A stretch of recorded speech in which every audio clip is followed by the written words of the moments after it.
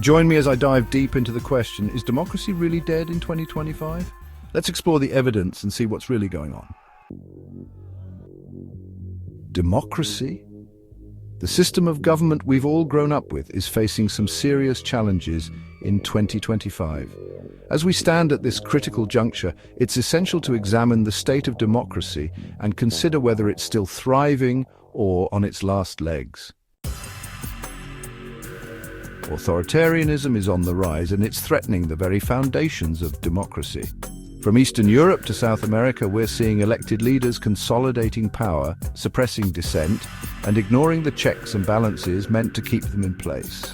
This trend is alarming, to say the least. The world is becoming increasingly comfortable with strongmen leaders who promise stability but deliver oppression. Misinformation is another significant challenge facing democracy today. With the rise of social media, it's easier than ever for false narratives to spread like wildfire.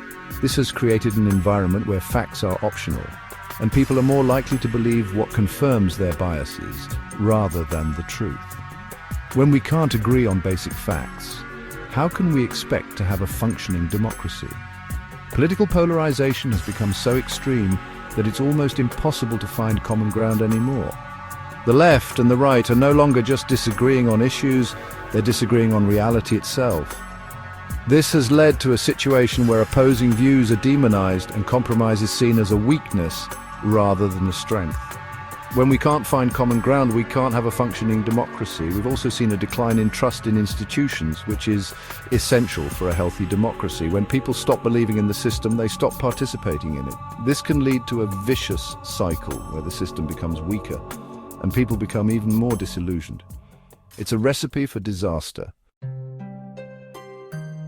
If we look around the world, we can see examples of democracy being challenged in different ways.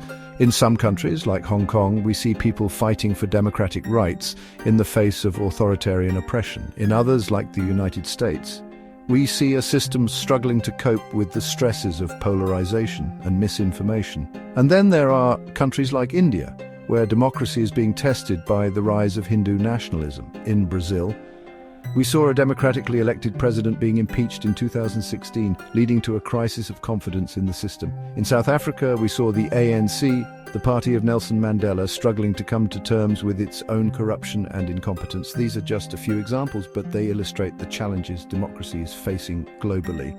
But what about the successes? In Taiwan, we see a thriving democracy that has managed to transition from authoritarian rule to a vibrant multi-party system. In Ireland, we saw a referendum on abortion rights that showed the power of democratic participation. These examples give us hope that democracy is not yet dead, but they also remind us of the hard work that needs to be done to keep it alive. One pivotal moment that exemplifies the current crisis of democracy is the storming of the US Capitol in 2021. It was a shocking event that showed just how fragile democracy can be.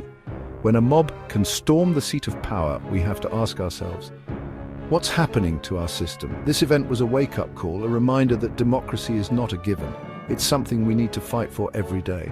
Another example is the situation in Myanmar, where a democratically elected government was overthrown by the military in 2021. This event was a stark reminder that democracy is not irreversible. It can be taken away from us at any moment if we're not vigilant. As I look at all the evidence, I have to ask, is democracy really dead in 2025? The answer is complex. While there are many challenges facing democracy, there are also many successes. Democracy is not dead, but it's certainly not thriving. It's in a state of crisis, and it needs our attention. In conclusion, democracy is facing some serious challenges in 2025, but it's not yet dead. There's still hope for revival, but we need to be aware of the threats it's facing and work together to address them. Thanks for watching. If you have any thoughts on the state of democracy, please share them in the comments below. And if you want to learn more about political engagement, check out my previous video on the topic.